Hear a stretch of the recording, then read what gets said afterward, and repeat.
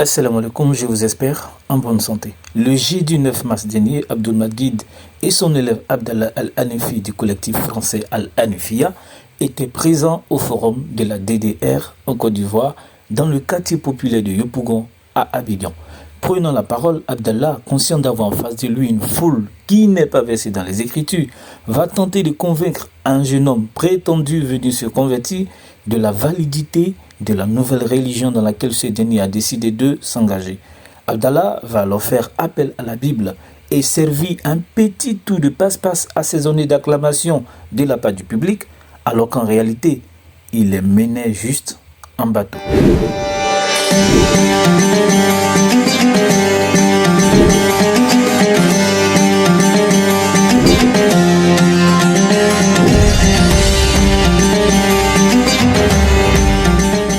À trop vouloir se jouer les savants de la Bible, les apologètes musulmans s'exposent eux-mêmes au ridicule.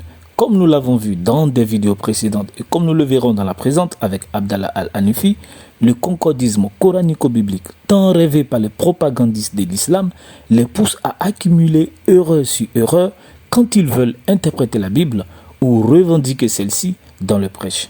C'est ce que nous allons à nouveau constater avec ce discours de ce membre du collectif Al-Hanifia. Allez-y, allez-y. Il vous écoute en même temps, il vous écoute. Il y a un autre pasteur qui veut le soutenir, venez. Abdallah, mais avant ça, Abdallah, il y a quelqu'un qui t'a vu, vraiment tu es éloquent, il dit mais c'est converti à l'islam. Takbir! Souma takbir! Voilà. Abdallah, bismillah, tu as l'honneur. Mais à Abidjan, vous accueillez très bien.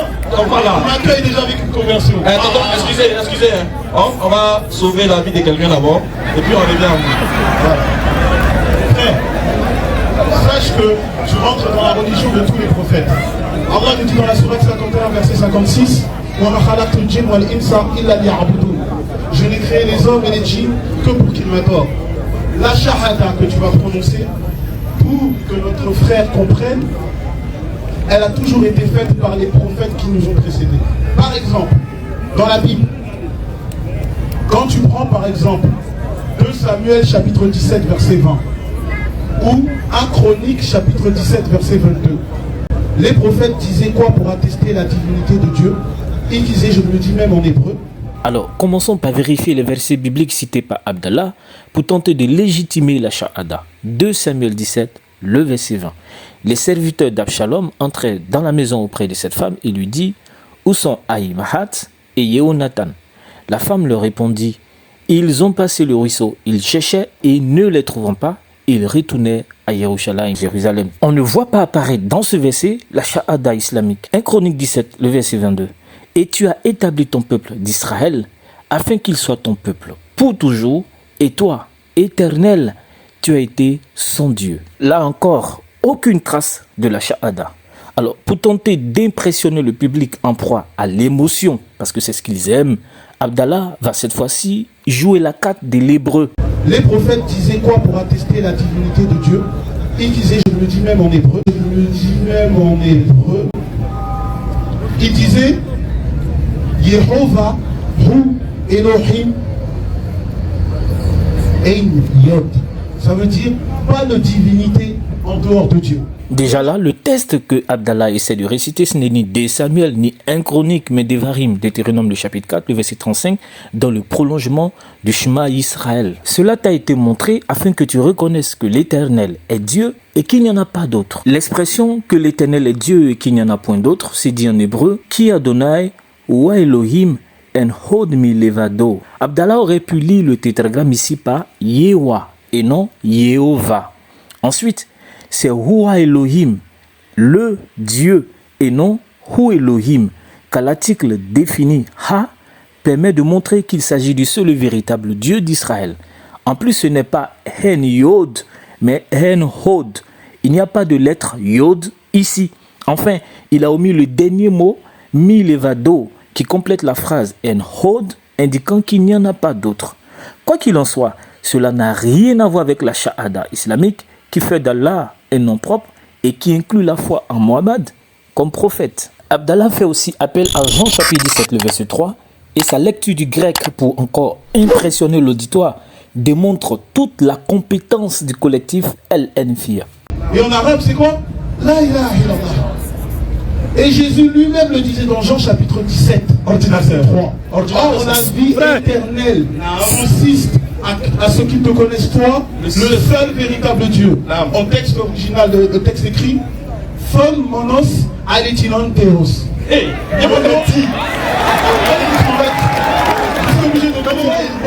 monos c'est seul. Le théo, Dieu. Mono, théos pour mono. Non, cher Abdallah, ce n'est pas phon monos, mais ton monon. On a ici l'accusatif, alors que monos, c'est le nominatif. Aussi, ce n'est pas alétinon théos, mais plutôt alephinon féon. C'est l'accusatif, tonton. C'est l'accusatif.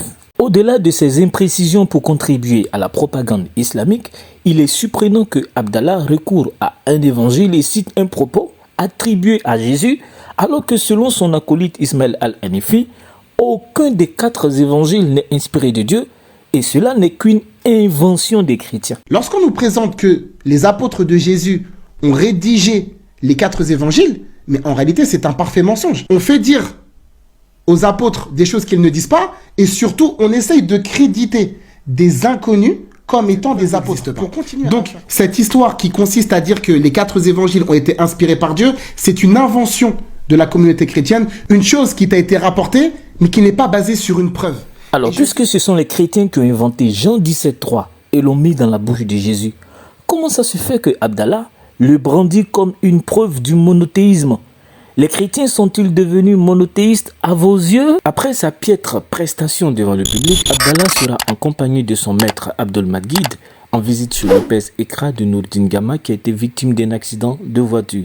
Dans une vidéo qui a été relayée sur les réseaux sociaux et qui sera très vite supprimée de la page de Nourdine Gama, Abdallah tente de consoler psychologiquement son confrère Lopez en le félicitant de ce qu'il m'aurait tapé, comprenez, corrigé, au cours d'un débat, tout en ajoutant qu'on a échangé par mail plusieurs fois avec Alexandre Salomon et on l'a écrasé. Machallah. Il a tapé aussi Alexandre Salomon. On était obligé de venir. Tu as tapé les gens là qui nous s'énervaient. On était prêts à prendre des billets d'avion juste pour lui. Tu nous as économisé un petit peu. C'est ça. Parce que Alexandre Salomon, non, ils ont fait un très bon travail. Ils ont fait un très bon travail. Très très bon travail. C'est quelqu'un qui cause beaucoup les rabbins chrétiens, s'il peut dire, qui font certaines analyses. C'est nul.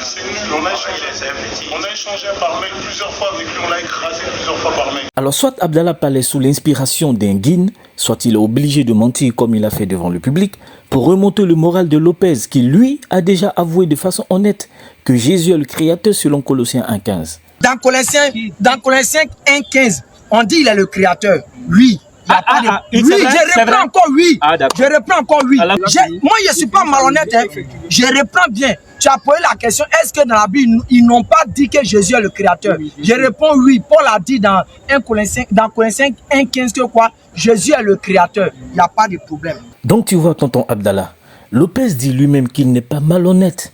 Est-ce que toi, tu auras l'honnêteté de reconnaître ce qu'il a reconnu là? Déjà, avec ton niveau si médiocre de phon monos et ne sachant pas faire la distinction entre le nominatif et l'accusatif, on peut comprendre ton fantasme de vouloir écraser Alexandre Salomon au point où tu l'as dit, vous étiez prêt au niveau du collectif à prendre des billets d'avion pour la Côte d'Ivoire, rien que pour venir me contredire. Apparemment, celui que tu dis être nul et que vous aviez écrasé au collectif, l'écrasement ne suffisait pas. De temps en temps, c'est nous-mêmes on se tait, c'est un autre frère qui parle, ça nous apprend l'humilité. De temps en temps, on voit des frères comme Ekra qu'on aime, on les a jamais vus. C'est ça qui est très beau.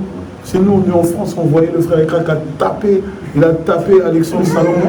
Nous, on était là déjà, Alexandre Salomon s'apprêtait à prendre un billet d'avion pour venir le terminer ici. On a dit non, c'est même pas la peine, il y a notre frère qui est là-bas.